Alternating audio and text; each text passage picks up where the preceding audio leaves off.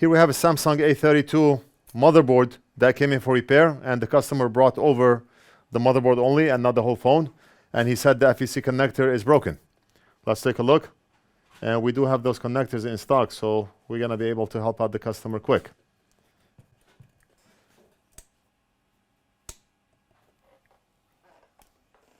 Right there, look at this. The connector is totally broken from the top. We see the exposed pins, but luckily we do not have any missing pads. All the pads, they look intact.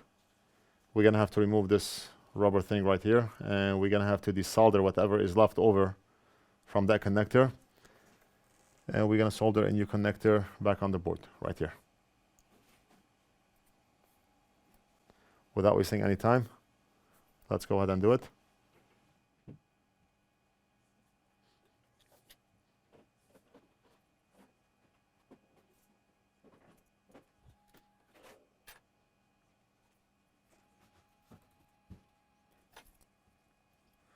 Right now, two ways to do it. We can apply hot air from the front, or we can apply hot air from the back. But if we apply hot air from the back, it's not going to do us any good because we have this shield. So we're going to be applying hot air to the shield and not to the board. And it's going to take a very long time for the board to get hot to liquefy solder in the front here. Unless we remove this shield, then we can work safely soldering that connector. But since I like to live on the edge, let's apply hot air from the front. We have to be careful not to burn this connector because this connector is plastic. So we're going to focus hot air right here and not here. Or we can cover this connector. Anything else that can possibly burn here? This, but we're not going to go that far. And we have a camera here, but we're not going to go that far. So we're only going to focus heat right over here. For this one, I'm going to use a narrower nozzle. And right now the camera does not need to be on the board. And we can easily take it out. So why keep it? But now we have this connector to worry about. So we remove the camera, but we cannot remove plastic. What I'm going to do is cover the connectors on the top and bottom with the shield. And now we can work safely. Add a little bit of flux, because flux helps with the flow of solder.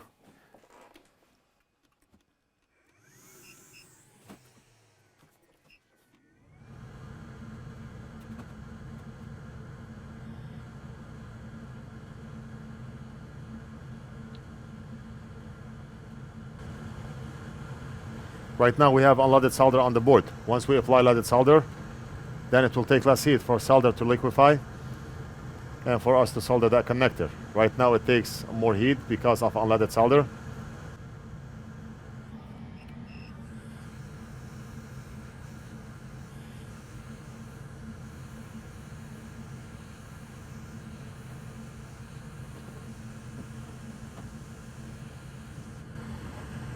And the connector is out.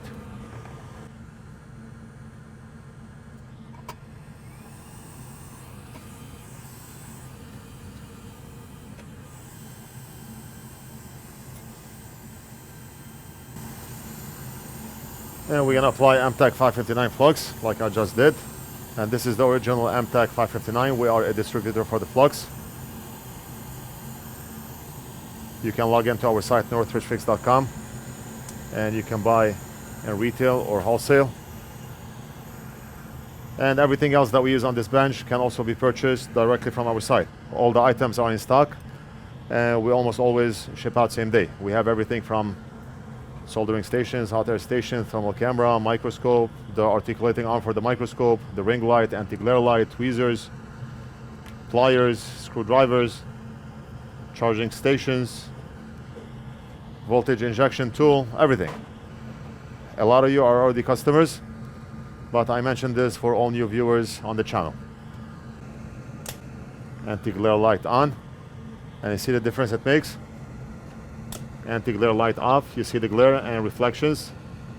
Anti-glare light on. Wow. What more do you want? Now we're going to tin the pads before we solder the connector. And look at this, you do not even see the reflections of the flux. It's like we do not have flux on the board.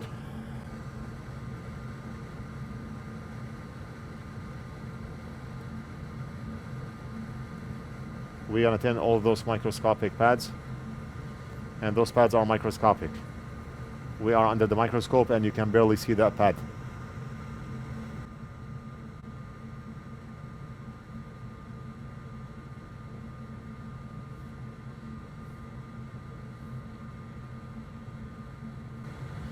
I mean, if they only made those pads a little bit longer.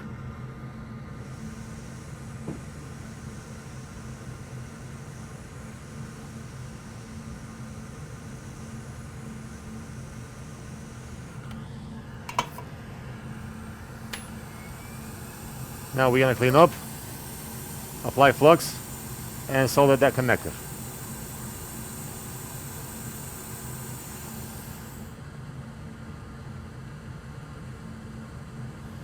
And you cannot even tell that we applied flux because the glare is not there. You do not see reflections.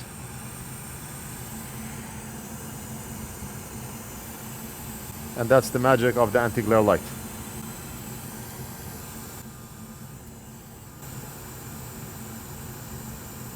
We got this tweezer here as a sample, and I'm still testing out the tweezer. Very lightweight. It feels like you're holding nothing, but I like it. When I first tested, I thought that's one cheap tweezer because it's so lightweight. But later on, I found out that it's very practical to use, and it grabs. It does not slip. And that's the process I go through whenever we carry and sell something. I have to test it for a long time to make sure the item is good before we carry it and sell it.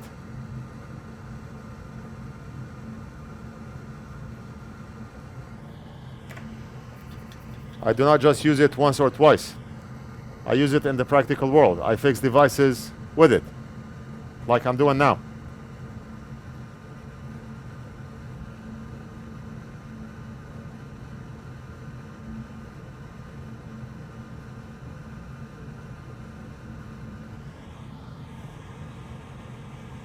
The connector is aligned, and now all we have to do is apply hot air. Let me set my airflow at low. I do not want the connector to fly away. Fly me to the moon. And we do not want Frank Sinatra to sing in this video. We do not want this connector to fly to the moon.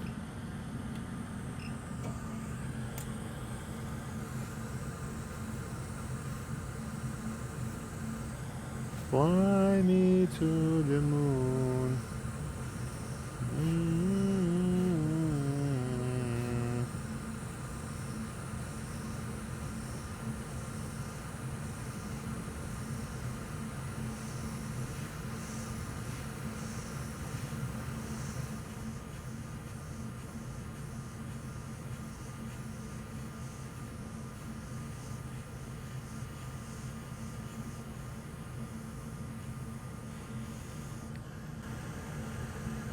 And perfect.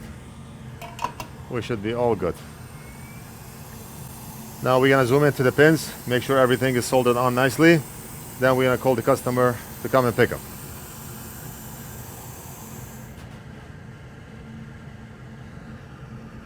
Look at those better than factory pins. The soldering on those pins. Solid.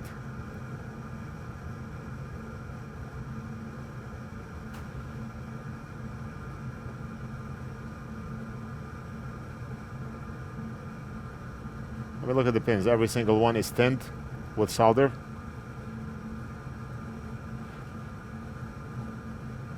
And they do not have that orange color. If a pin has that yellow or orange color, then we have to make sure that it's soldered properly. Rotate at the other angle. And look at this. Not a single orange pin.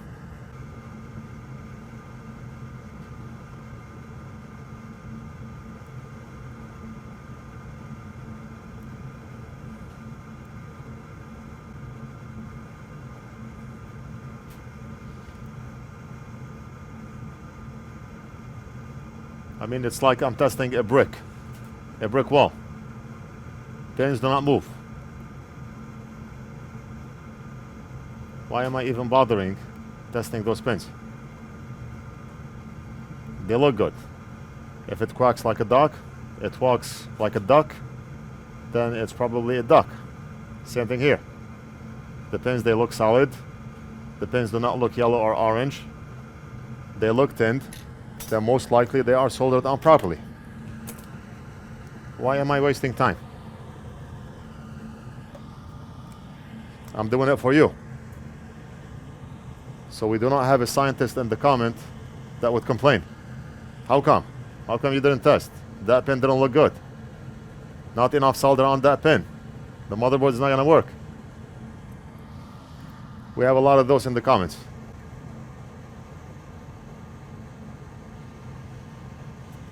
We're done.